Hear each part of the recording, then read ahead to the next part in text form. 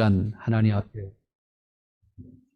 머리 숙여 경배하게 하시며 하나님과 하나님의 은혜를 사모하는 마음으로 함께하게 하시니 감사합니다. 우리의 마음을 분노하게 하는 세상의 것들이 우리를 붙들어 매고 우리를 곤고하게 하는데 하나님, 오직 하나님 앞에서 자유함을 얻게 하시며 하나님의 은혜로 자유함을 얻게 하시니 감사합니다. 그 자유함에 동참할 수 있는 저희들의 삶과 믿음이 되게 하옵소서. 하나님, 우리를 매이게 하는 것들로부터 자유함을 얻어서 오직 하나님을 영화롭게 하는 저희들의 모습이 되게 하옵소서. 오늘 하나님, 금년 한 해 우리 함께 믿음으로 정진해야 될 그 공통 목표를 함께 나누고자 합니다. 하나님, 금년 한 해 우리 모든 지체들이 같은 믿음으로 하나님 앞에 설 수 있도록 축복하옵소서. 이제 말씀 상고하고자 합니다. 말씀에 담겨져 있는 하나님의 큰 뜻을 우리 마음에 품을 수 있도록 성령님 친히 역사하시고 내주하여 주시옵소서. 예수님의 이름으로 기도하옵나이다. 아멘. 네, 오늘 우리가 2024년이라고 하는 시간을 맞으면서 하나님께 예배와 찬송과 기도로 시작할 수 있는 일, 참 감사한 일입니다. 언젠가 한번 그런 말씀을 드린 적이 있습니다. 인천에 어떤 교회가 만들어지는, 설립되는 과정 속에 역사를 보다 보니까 1951년도 1.4.5 때 때입니다. 1951년도에 전쟁 중에 북한 지역에서 신자들이 단체로 피난을 내려왔습니다. 근데 그 피난길에 그들이 짊어지고 내려온 게 뭐였습니까? 강대상이었습니다. 의자였습니다. 그리고 풍금을 지고 내려왔습니다. 한번 생각해 보세요. 지금 생사를 지금 다투는 그런 피난길인데 그 피난길에 풍금을 지고 내려온다는 게 이게 말이 되냐고요. 강대상을 지고 오는 게 말이 되냐고요. 강대상에 있는 의자를 지고 내려오는 게 말이 되냐고요. 그런 절박한 상황 속에서 그들이 풍금을 짊어지고 강대상을 짊어지고 피난을 내려오다가 주일이 되면 그 피난길 혼란한 그 상황 속에서 어느 구석에 조용히 모여서 그들은 예배를 드렸습니다. 그 와중에 예배를 하면서 그들은 그 예배를 통해서 소망을 가졌습니다. 위로를 받았습니다. 그렇게 단체로 피난을 내려왔습니다. 그래서 만들어진 교회가 인천에 있습니다. 오늘도 지구촌 어딘가에서는 전쟁이 있습니다. 오늘날에는 비밀이 없습니다. 세상 어두운 곳에서 어떤 일이 일어나면 다 압니다. 그들은 그곳에서 생사를 경험하고 고통을 당하고 있습니다. 그들이 간절히 바라는 게 뭘까요? 평화입니다. 그것만 있으면 다 될 거라고 생각합니다. 그들에게 평화는 절박한 겁니다. 간절한 겁니다. 그러나 그들이 어쩔 수 있는 것이 없습니다. 이 지구촌 어딘가에는 지금도 그렇습니다.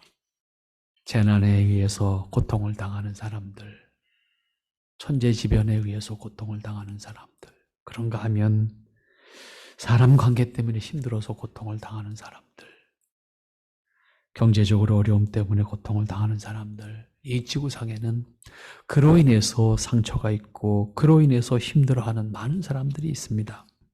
그런데 오늘 우리는 이 새해를 맞으면서 적어도 평화가 있습니다. 적어도 감사를 노래할 수 있을 만큼 우리 마음에 여유가 있습니다.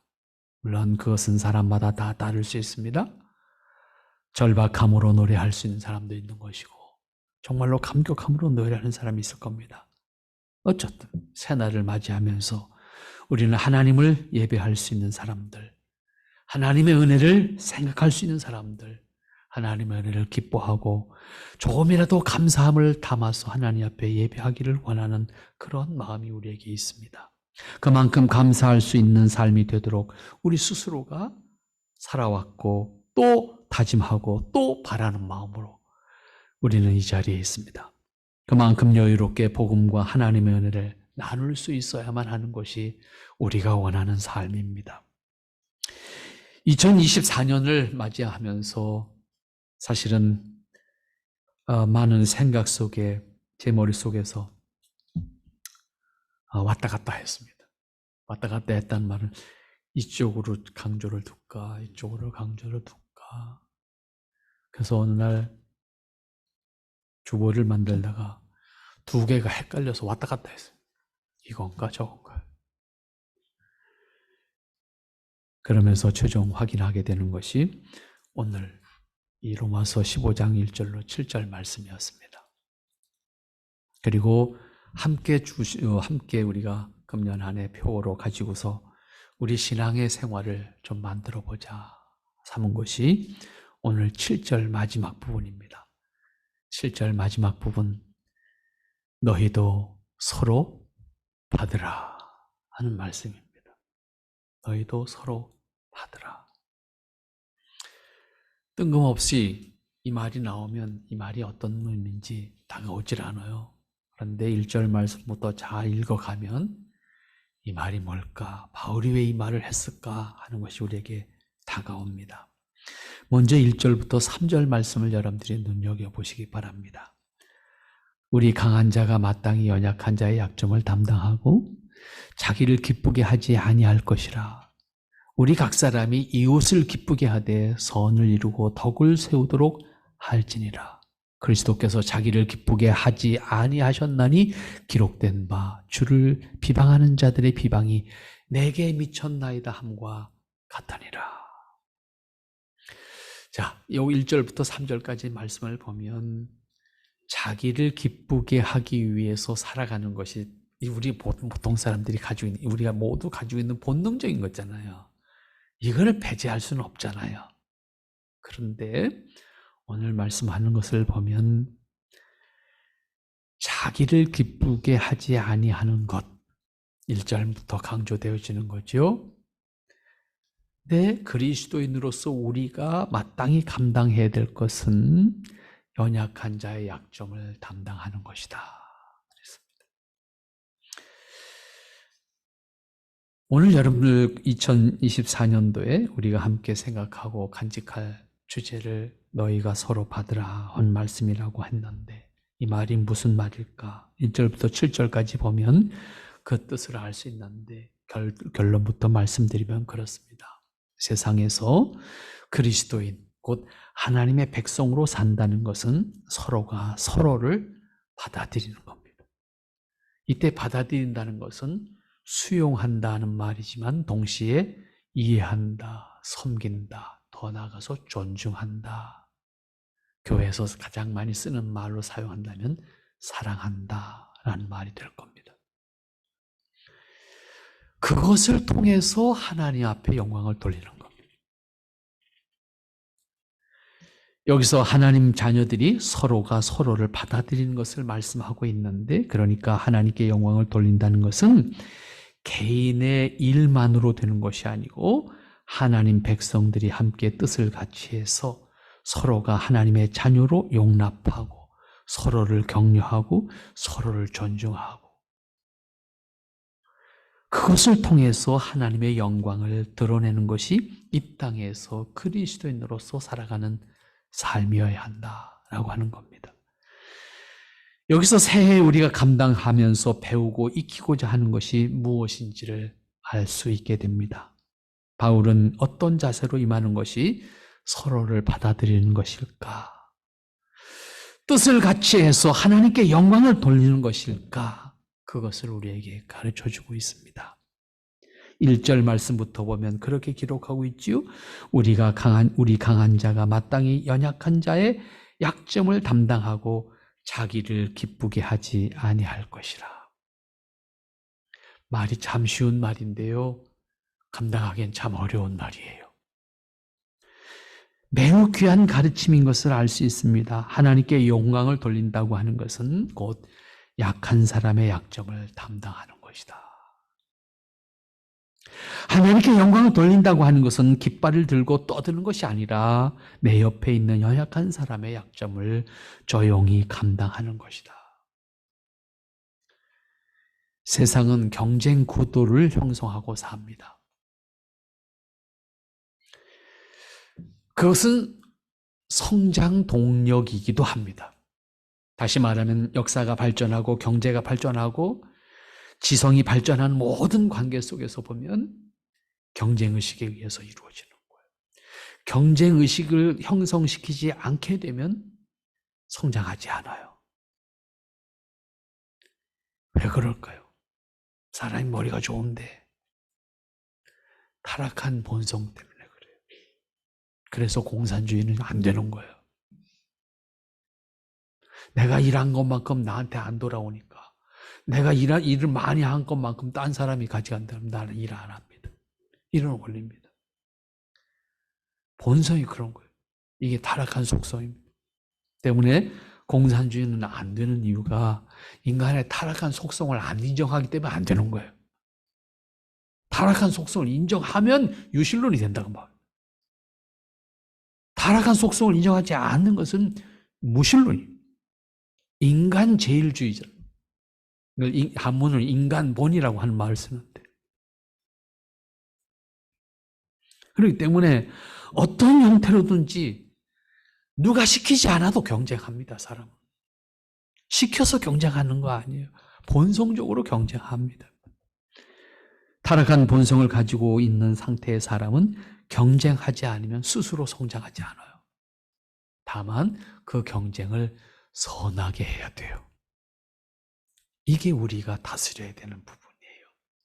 신앙으로 다스려야 되는 부분이에요. 이걸 다스리지 못하면 약한 사람들을 살필 수 있는 여유가 우리 마음에 없어요. 그렇기 때문에 어떤 관계에 있어서 있든지 사람은 경쟁하는 것을 받아들입니다. 그리고 그 경쟁에서 이기려고 노력합니다. 그러나 우리는 선한 싸움을 할 수 있어야 돼요. 그러므로 그리스도인은 매우 의도적으로 선한 싸움을 할 수 있는 의식을 가져야 되고 주변을 살필 수 있는 여유가 있어야 돼요. 그러기 위해서는 그만큼 큰 사람이 돼야 됩니다. 큰 신앙이 돼야 됩니다. 그렇지 않고는 주변을 살필 수 있는 여유가 없고 주변을 이해할 수 있는 여유도 없습니다. 주변을 돌아보아서 연약한 사람의 부족함을 담당할 수 있는 우리의 여력이 없습니다. 그렇게 함으로써 각 사람이 이웃을 기쁘게 해야 한다고 말씀하는 것이 2절 말씀입니다. 우리 각 사람이 이웃을 기쁘게 하되. 이때 이웃은 나 외의 모든 사람이에요. 그의 가족일 수도 있고 정말 옆에 사는 이웃집일 수도 있고 형제일 수도 있습니다. 자기를 기쁘게 하기 위해서가 아니라 나 외에 다른 사람, 특별히 다른 사람 가운데서도 약한 사람. 그 약함이라고 하는 것은 신체적으로 약할 수도 있고 지적으로도 약할 수도 있고 경제적으로 약할 수도 있고 다양한 측면에 약한 사람들이 있습니다. 그 약한 사람을 모르는 척하고 먼저 깃발을 꽂고 자랑하는 것이 우리의 도리가 아니다. 그런 말입니다. 성경은 내가 기뻐하기 위해서 경쟁하지 말고 연약한 이웃을 기쁘게 함으로 기뻐할 수 있는 그러한 사람이어야 한다고 말씀하는 겁니다. 거기에다가 그렇게 이웃을 기쁘게 하되 어떻게 하라고요? 선을 이루고 덕을 세우도록 해야 된다. 이웃을 살핀다고 해서 선과 덕을 배제하고 한다면 그건 뭐가 돼요? 자랑거리가 되는. 그것 자체가 다시 자랑거리가 되는. 이 말씀은 연약한 사람의 몫을 담당하되 선과 덕으로 행하라. 그렇게 말씀하는 겁니다. 연약한 자의 몫을 담당하는 과정에서 덕과 선이 겸비되지 않으면 그 과정에서 또 다른 문제, 자기 만족, 그것을 위한 일이 되고 말기 때문에 반드시 거기엔 뭐가 동반되어야 된다? 선과 덕이 동반되어야 된다. 선과 덕을 겸비함으로 연약한 사람의 몫을 담당하라. 그렇게 가르치는 말씀입니다. 그 예를 드는 것이 3절 그 다음 말씀, 이어지는 말씀에서 나오지요. 바울은 예수님을 예로 듭니다. 뭐라고요? 그리스도께서 자기를 기쁘시게 아니하셨는데 기록된 바 주를 비방하는 자들의 비방이 내게 미쳤나이다 함과 같으니라. 모든 죄에 대한 비판, 그 짐을 담당하셨다. 자기를 기쁘고 자기를 영화롭게 하고 자기를 드러내는 모습으로 하시기를 원하셨다고 하면 결코 그 짐을 지지 않으셨다. 온갖 모든 죄를 스스로 감당하시기 위해서 짊어지시고 죽음에 이르기를, 그 길을 가시기를 기뻐하셨다.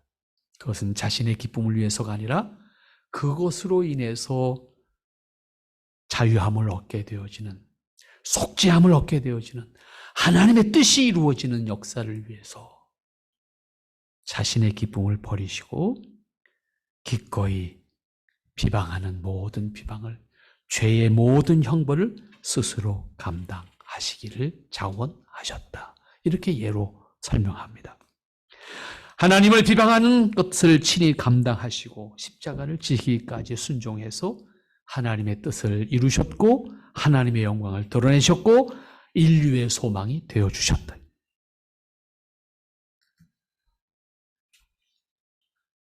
어려운 말씀이 아니고 쉬운 말씀으로 이렇게 정리를 해주셨습니다.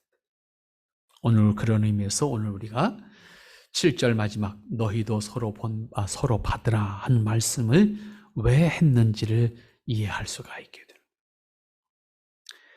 그 다음 이어지는 말씀이 다시 예수님을 본받는 것과 더불어서 말씀하시는 것이 4절과 5절 말씀으로 이어집니다. 한번 여러분들 보세요.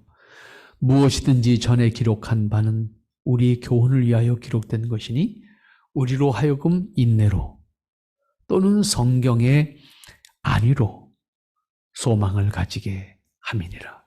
이제 인내와 안위의 하나님이 너희로 그리스도 예수를 본받아 서로 뜻이 같게 하여 주사 한 마음과 한 입으로 하나님 곧 우리 주 예수 그리스도의 아버지께 영광을 돌리게 하려 하노라. 4절과 5절 말씀을 중심으로 해서 보면 예수님이 담당하신 일은 하나님의 뜻을 이루는 것이고 그 과정에서 죄가 없으심에도 죄인의 신분으로서 그 고통을 스스로 감당하셨습니다. 이것은 하나의 뜻을 이루기 위한, 곧 하나님의 뜻을 이루기 위한 예수님의 희생이었습니다. 바울은 예수님의 사역을 예로 들면서 연약한 자의 약점을 담당하신 그리스도인의 자세를 교훈하고 있습니다. 예수님께서 감당하신 그것은 인간의 속죄를 위한, 죄인된 인간의 속죄를 위한 감당이었습니다. 우리는 그 대속의 역할을 감당할 수 있는 사람들은 아닙니다. 그러나 우리가 감당해야 될 것은 땅에 사는 날 동안 우리보다 연약한 자들을 감당하는 것이고 죄에서 자유함을 얻지 못한 자들을 감당하는 것이고, 그래서 먼저 5절 말씀으로 가서 보면 그리스도를 본받으라고 하는 말씀을 합니다. 이것은 자주 듣는 말씀이기 때문에 자연스럽게 우리가 이해하고 있는 말씀입니다. 그렇기 때문에 놓치기 쉬운 점이 있다는 것을 우리가 이 시간 기억해야 합니다. 곧 예수님을 본받으라고 하는 것은 예수님께서 연약한 자의 약점을 담당하기 위해서 어떻게 하셨는지, 그리고 그것은 단지 예수님의 의협심이나 충동적으로 감당하신 것인지를 살펴보아야 합니다. 본문을 어떻게 이해할 것인지를 잘 살펴보면 그 답이 보이는데, 연약한 자의 약점을 담당하여 하나님의 영광을 드러내기까지 그리스도인이 어떻게 자신의 생애에 임할 것인지를 가르쳐주는 말씀으로 이어집니다. 4절 말씀으로 돌아와서 보면 무엇이든지 전에 기록한 바는 우리의 교훈을 위하여 기록된 것이다. 하나님의 말씀에 기록된 것을 의미합니다. 왜 기록했느냐? 우리를 위해서, 우리를 교훈하시기 위해서 기록하셨다. 일반적으로 사람이 성장하는 과정에서 중요한 도움을 주는 것은 우리가 책이라고 생각합니다. 그 책이 어떠한 것인가에 의해서 그 사람이 형성되는 중요한 역할을 합니다. 성장하는 과정 속에서 어떠한 책들을 읽느냐라고 하는 것은 매우 중요한 의미가 그래서 있습니다. 인류가 문명사회를 만들어가면서 바로 책이라고 하는 것은 그런 의미에서 굉장히 큰 역할을 한 거고 앞으로도 이것은 달라지지 않을 겁니다. 그런데 바울은 여기서 이 원리를 다시 우리에게 성경이라는 단어를 직접 사용하지 않고 이렇게 설명하고 있습니다. 우리로 하여금 인내로서 또는 성경의 안위로 소망을 가지게 하기 위함이다. 그래서 앞에 기록된 것을 뒤에 가서는 성경이라는 단어로 직접 열거하고 있는 것을 볼 수가 있습니다. 그 기록된 성경의 언약과 가르침을 통해서 인내와 위로를 소망으로 가지라고 말합니다. 이 원리는 그리스도인에게서 매우 중요한 가르침입니다. 그리스도인의 인내와 위로는 단지 참거나 스스로 자신을 다스리라고 하는 그런 수준의 이야기가 아닙니다. 그리스도인은 하나님의 말씀에 담긴 언약을 믿음으로 그 언약을 믿음으로 인내와 위로를 이미 소유한 사람이어야 합니다. 말씀을 이루어 가시는 것은 하나님이시기 때문에 그 말씀에 담겨져 있는 것을 믿음으로 인내하는 겁니다. 그 말씀에 담겨져 있는 약속을 통해서 우리는 이미 소망을 가지고 위로를 받는 겁니다. 언약을 믿음으로 소망을 가져야 한다는 말씀입니다. 그 소망을 감당해야 하는 것은 다름 아닌 연약한 사람의 약점을 감당하는 것이고 그 과정과 열매는 하나님의 영광을 드러내는 것입니다. 이것을 다시 역으로 말씀드린다고 하면 연약한 사람의 부족함을 감당하는 것은 이해관계에 따른 것이 아니라 하나님 말씀에 담긴 언약을 믿음으로 감당해야 된다 그 말입니다. 하나님의 말씀에 담겨져 있는 약속을 믿음으로 우리는 연약한 사람들을 감당해야 된다. 그것을 통해서 인내와 위로를 받으면서 궁극적으로 하나님의 뜻을 드러내는데 소망을 두어야 한다. 하나님의 영광을 드러내는데 기뻐함을 가져야 한다라고 하는 가르침입니다. 그런데 이어지는 말씀을 보면 조금 더 생각하게 하는 말씀을 합니다. 인내와 안위의 하나님이라는 단어가 나옵니다. 하나님 자신이 인내와 안위의 하나님이시다. 그 하나님을 믿는다고 했을 때 우리는 인내와 위로를 이미 받는 사람이어야 돼요. 그 인내와 위로를 가진 사람으로서 그리스도인이 연약한 사람을 감당하는 것을 기뻐해야 되는 것이고 그것을 감당함으로 말미암아 하나님의 영광을 드러내야 한다는 말씀입니다. 그 인내와 위로는 하나님께 속한 것으로 하나님께서 우리에게 언약을 통해서 약속하신 겁니다.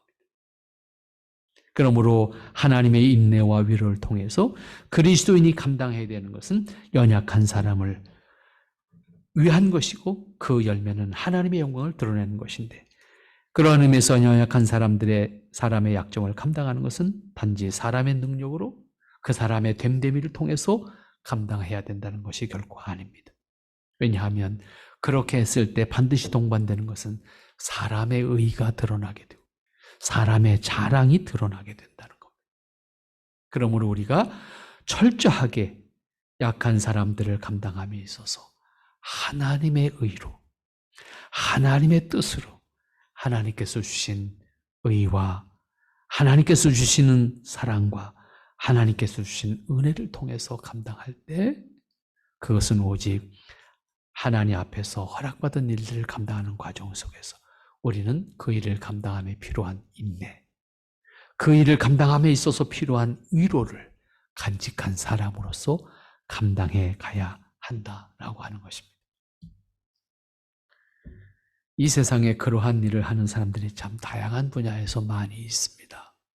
모든 사람들이 그런 것은 아니지만 다양한 측면에서 참으로 선한 뜻을 가지고 일하는 사람들이 있습니다.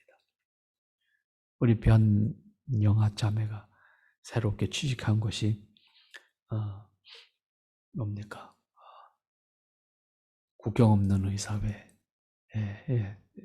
지금 다시 취직해서 지금 몇 달째 다니지 않습니까? 그 국경 없는 의사회라고 하는 것은 국제 NGO란 말이에요. 한국 NGO 아니라. 참 귀한 분들이죠. 가장 극한의 상황에 가서 일하는 분들이잖아요. 의사들로, 간호사들로. 그렇다고 누가 많은 대우를 해주는 거 아니잖아요. 얼마나 고통스럽고. 지금 저희 전쟁통에 다 거기 가 있잖아요. 지금 국경 없는 의사회 봉사하시는 분들이 가서 그 전쟁에서 수많은 사람들, 죽어가는 사람들을 살피고 있잖아요. 쉬운 일이 아니지요. 참 귀한 일이에요. 오늘 우리가 이 세상이 이렇게 움직여가는 것이 다 굉장한 사람들만에 의해서 움직여가는 것 같지만 사실은 보이지 않는 곳에서 가장 중요한 역할을 감당하시는 것은 가장 평범한 국민들이 가장 큰 일을 하는 사람들입니다. 실제로. 그 사람들에 의해서 나라가, 경제가, 국방이 다 지켜지는 거예요, 사실은요.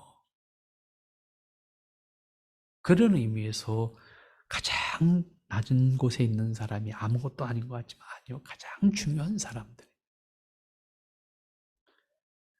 우리가 그런 의미에서 서로를 받으라.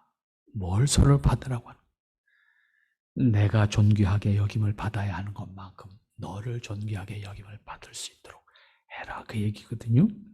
그러므로 바울은 사람의 인내와 위로가 아니라 하나님이 약속하신 인내, 하나님이 약속하신 위로를 통해서 소망을 가지라. 그것을 통해서 하나님의 뜻을 섬기라고 말씀하는 겁니다. 그것을 통해서 영원한 소망을 가질 수 있어야 한다고 가르치는 겁니다. 그래서 너희로 그리스도 예수를 본받아 서로 뜻이 같게 하여 주셔서 하나님의 뜻을 드러내는 일을 감당하게 하시기를 원한다. 예수님을 본받는 것과 하나님의 영광을 드러내는 것을 같은 또 대등한 입장에서 말씀하고 있고 강조하고 있는 것을 볼 수가 있습니다. 6절과 7절 말씀으로 이어져야 충분히 다 이해가 되는 말씀인데 6절 말씀으로 이어서 가면 결국 그렇게 해서 한 마음과 한 입으로 하나님 곧 우리 주 예수 그리스도의 아버지께 영광을 돌리게 하려 하노라. 그럼 우리가 서로 받아야 되는 이유가 뭐냐? 그냥 우리끼리 잘 살기 위해서? 아니, 그 서로 받아들이는 것을 통해서 하나님께 영광을 돌리게 하는 것이다. 그것을 하나님이 기뻐하는 것이고 그것을 통해서 우리도 기뻐하게 되는 것이다. 나 혼자 기뻐하게 하기를 원하면 결국 나도 기뻐하지 못하게 되는 것이고 너를 기뻐하게 삶으로 나도 기뻐하게 된다라고 하는 아주 간단한 원리입니다. 그리스도인은 그리스도를 머리로 하는 한 몸을 이룬 사람들입니다. 각자는 한 사람의 주체이지만 그리스도를 통해서 한 몸인 것을 고백하는 사람들이 그리스도인입니다. 그러므로 각각 다른 인격의 주체자들이지만 각자에게 주어진 은사와 역할을 통해서 하나님의 뜻을 드러내는 것은 같은 겁니다. 각 지체들은 다른 모습과 다른 역할을 하지만 궁극적으로 그리스도의 몸으로서 감당해야 되는 것은 하나의 목적입니다. 그 목적은 사람이 임의로 설정하거나 계획해서 선택한 것이 아닙니다. 그것은 하나님께서 사람을 창조하실 때 사람에게 주신 본분이고 사람이 살아가는 목적으로 주신 겁니다. 그것은 하나님이 바꾸지 않는 한 결코 바뀌어질 수가 없습니다. 세상에 존재하는 모든 사람은 모두 같은 목적을 갖고 지음받았습니다. 때문에 사람이 존재하는 목적은 하나님의 영광을 드러내는 겁니다. 그리고 그 하나님의 영광을 드러냄으로 말미암아 내가 기쁜 거예요. 왜냐하면 하나님의 영광에 동참하는 기쁨을 우리에게 주신 것이기 때문에 세상의 어떤 피조물도 그 영광을 주지 않았어요. 사람에게만 그 영광을 주었어요. 사람만 하나님과 함께 기뻐함을 얻을 수 있도록 기회를 주셨다고 말해요. 자격을 주셨다고 말해요. 그러면 그 목적이 무엇인가? 오늘 6절에서 분명하게 정리해 주죠. 주 예수 그리스도의 아버지께 영광을 돌리게 하려 하노라. 그렇게 하신 이유는 그리스도의 아버지께 영광을 돌리게 하기 위해서다. 이 말씀에 담긴 것이 사람이 존재하는 목적이고 거듭남의 목적이고 동시에 거듭난 사람으로서 살아가는 목적입니다. 하나님은 사람을 통해서 영광을 받으시기를 뜻하셨기 때문입니다. 그것은 사람을 창조하실 때부터 영원히 갖고 계신 불변한 뜻입니다. 그러므로 사람이 연약한 사람의 약점을 담당하는 것도 그 자체로 끝이라면 세상의 일반적인 종교들이나 도덕적인 차원에서 이웃을 돕는 일과 다르지 않습니다. 그러므로 연약한 사람이 부족함을 담당해야 되는 것은 사명입니다. 본분입니다. 그것을 통해서 모두가 곧 보살핌을 받는 사람이나 보살피는 사람이나 모두가 하나님의 영광을 드러내는 사람이 되는 것이고 그것을 통해서 사람들은 또한 기쁨과 감사를 나눌 수 있는 관계가 되는 겁니다. 그러므로 그리스도인이 세상에서 그리스도의 한 몸을 이루어서 한 목적을 가지고 한 마음과 한 입으로 하나님 곧 우리 주 예수 그리스도의 아버지께 영광을 돌리게 하려 하노라. 이 6절 말씀은 그대로 실제로 이루어져야 합니다. 그것이 이루어질 때 이 세상이 아름다운 세상, 복 있는 세상, 기쁨이 있는 세상이 되는 겁니다. 그러나 이것이 이루어지지 않는다고 하면 이 땅의 인간은 끊임없이 그러한 고통을 경험할 수밖에 없습니다. 그렇게 사는 것이 그리스도인의 삶입니다. 그것이 그리스도인의 신앙입니다. 그것이 그리스도인의 인생에 있어서 궁극적인 목표입니다. 보이지 않는 하나님께 영광을 돌리는 것은 대상이 없기 때문에 주관적이거나 감정적일 수밖에 없습니다. 그럼에도 우리에게 주신 은혜는 예배를 통해서, 찬양을 통해서, 기도를 통해서 직접 영광을 돌릴 수 있는 기회를 우리에게 허락하셨습니다. 그러나 동시에 또 하나 연약한 사람의 부족함을 감당함으로 영광을 돌리게 하셨습니다. 이것은 그리스도인에게 주어진 일생을 통해서 감당해야 되는 일입니다. 그리스도인에게 있어서 감당해야 되는 역할은 연약한 사람을 하나님의 자녀로서 동등하게 살피고 이해하고 존중하고 그리고 그들을 받아들이는 것. 나와 똑같은 사람으로. 그것을 통해서 하나님의 영광을 드러내라는 겁니다. 여기서 바울이 표현한 말이 7절 말씀에 나오는 거예요. 서로 받으라. 사람이 사는 궁극적인 목적이 자기에게 있는 것이 아닌 것을 믿는 것이 창조신앙을 가진 기독교인입니다. 그렇기 때문에 본문에서 교훈한 말씀 매우 중요합니다. 그러므로 그리스도께서 우리를 받아 7절 말씀을 이렇게 기록하고 있잖아요. 그리스도께서 우리를 받아들여서 하나님의 자녀로 만들어서 하나님께 영광을 돌리셨다. 그러니 너희도 서로 받으라. 그래서 하나님께 영광을 돌려라. 이 얘기잖아요. 물론 우리는 중보의 역할을 감당할 수 있는 사람들은 아닙니다. 그리스도의 중보를 힘입어서 그리스도의 중보의 은혜를 덧입어서 우리가 나누고 우리가 섬겨야 될 대상들을 살피고 섬기는 것, 그것이 우리의 역할이다라고 가르쳐주고 있습니다. 이것은 다시 예수님의 경우를 예를 들어서 교훈한 말씀입니다. 예수님께서 우리를 죄에서 구원하시고 하나님의 자녀로 삼으시는 과정에서 우리를 기꺼이 죄인 때는 우리지만은 받아들이셨습니다. 우리를 싫다고 하거나 모른다고 하지 아니하고 요한복음 말씀에서 보면 단 한 사람도 아버지께서 내게 맡긴 양을 단 한 사람도 잊어버리지 않겠습니다. 예수님께서 스스로 다짐하는 말씀입니다. 그래서 한 사람도 싫다거나 모른다고 하지 아니하고 기꺼이 하나님께서 예수님께 맡긴 한 사람도 잃어버리지 아니하고 내 양을 한 사람도 잊어버리지 아니하고 반드시 감당하겠습니다. 이것이 예수님께서 요한복음에서 남기신 말씀입니다. 그 중에는 제자들에게서 볼 수 있듯이 예수님을 부정하거나 예수님을 배반하거나 예수님을 떠난 사람들도 있습니다. 그럼에도 불구하고 그들까지도 용납하셨습니다. 그들까지도 받아들이셨습니다. 예수님께서 우리를 구원하시기 위해서 감당하신 십자가의 짐을 지신 것을 상기시키면서 우리를 받아들이신 예수님을 본보기로 우리에게 교훈하는 말씀이 너희도 서로 받으라. 곧 서로 받아들이는 것이 곧 하나님께 영광을 돌리는 것이라는 말씀입니다. 오늘 금년도에 우리 한 해 서로 지체로 받아서 하나님께 영광을 드러내는 신앙으로 살아갑시다. 우리 이웃들을 서로 받아들여서 하나님의 사람으로 하나님의 은혜를 나누고 하나님의 복음을 나누고 하나님의 기뻐하심을 나누는 가운데 하나님 앞에 같이 하나님의 영광을 돌릴 수 있는 그러한 모습으로 함께 할 수 있는 금년 한 해, 그러한 사람으로 내가 만들어져가는 그러한 한 해 되도록 하십시다. 기도합니다. 거룩하신 아버지 하나님, 아무리 돌아보아도 우리 스스로 하나님 앞에 설 수 없었음을 고백하게 됩니다. 우리로 하여금 하나님 앞에 설 수 있도록 우리를 인도하셨고 우리를 주장하셨습니다.